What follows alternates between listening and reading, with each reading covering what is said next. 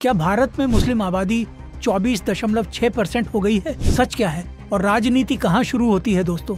एक बार फिर देश में जनसंख्या को लेकर बहस तेज हो गई है और इस बार चर्चा के केंद्र में है केंद्रीय गृह मंत्री अमित शाह और कांग्रेस नेता सुप्रिया श्रीनेट। अमित शाह ने कहा, भारत में मुस्लिम आबादी 24.6% हो गई है और यह बढ़ोतरी घुसपैठ के कारण हुई है।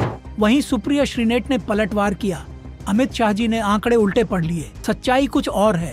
अब सवाल यह है, आखिर सच क्या है? क्या वाकई भारत में मुसलमानों की आबादी 24.6% हो गई है या ये आंकड़ों की राजनीतिक बाजीगरी है? चलिए बिना शोर और नारेबाजी के आंकड़ों की असली कहानी समझते हैं। गृह मंत्री अमित शाह ने हाल ही में कहा, 2001 से 2011 के बीच मुसलमानों की आबादी में 24.6% की वृद्धि हुई, जबकि हिंदुओं की वृद्धि सिर्फ 16.8% रही। उन्होंने आगे कहा, ये वृद्धि धार्मिक कारणों से नहीं बल्कि घुसपैठ की वजह से हुई है।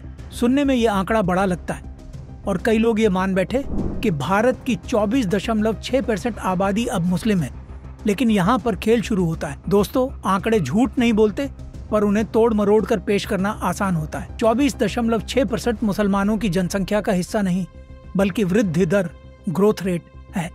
यानी 2001 से 2011 के बीच मुसलमानों की आबादी में 24.6% की बढ़ोतरी हुई, न कि भारत में अब मुसलमान 24.6% हो गए हैं। वहीं हिंदुओं की वृद्धि दर उसी दशक में रही 16.8%। अगर जनगणना के सही आंकड़े देखें तो भारत में हिंदुओं की आबादी 68.8% है और मुसलमानों की 14.2।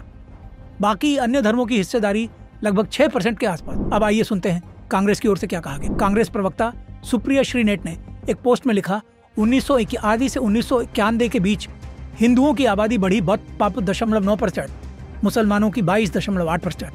1991 से 2001 में हिंदुओं की वृद्धि 29.3%, मुसलमानों की 20%, और 2001 से 2011 में हिंदुओं की 14.6%, मुसलमानों की 16.8%।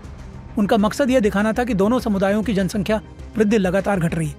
हालांकि आधिकारिक जनगणना के मुताबिक आखिरी दशक के आंकड़े उल्टे हैं मुसलमानों की वृद्धि, लेकिन बात वही है, दोनों समुदायों की आबादी की रफ्तार घट रही है, बढ़ नहीं रही। 1951 में मुसलमानों की आबादी थी करीब 9.8%, 2011 में यह बढ़कर हुई 14.2%। 60 साल में सिर्फ 4.4% की बढ़ोतरी। उसी दौरान हिंदुओं की हिस्सेदारी 84% से घटकर 69.8% पर आई। यह बदलाव धीमा और स्वाभाविक है। कारण है शिक्षा, स्वास्थ्य और बेहतर जीवन शैली। सभी समुदायों में जन्म दर घट रही है।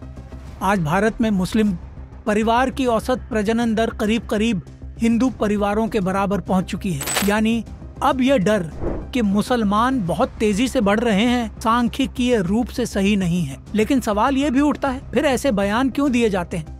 क्यों हर कुछ साल बाद धर्म और जनसंख्या को लेकर बहस छेड़ दी जाती है? शायद इसलिए कि आंकड़े तो ठंडे होते हैं लेकिन भावनाएं गर्म होती हैं और राजनीति वहीं खेली जाती है जहां भावनाएं भड़कती हैं। सच यही है कि भारत में हिंदू और मुसलमान दोनों की आबादी स्वाभाविक रूप से बढ़ी है, दोनों की वृद्धि दर घट रही है। और देश की सबसे बड़ी सच्चाई यह है कि ये दोनों समुदाय मिलकर ही भारत की पहचान बनाते हैं। 24.6% न तो डरने की बात है, न ही गर्व करने की। यह बस एक आंकड़ा है जिसे समझना जरूरी है, गलत ढंग से इस्तेमाल नहीं करना। तो अगली बार जब कोई कहे कि मुसलमानों की आबादी 24% हो गई है तो मुस्कुराइए और कहिए, सच तो कुछ और है। आप भी आंकड़े पढ़ लीजिए। आप अगली अपडेट के लिए हमारे चैनल MF न्यूज़ को फॉलो, सब्सक्राइब करें।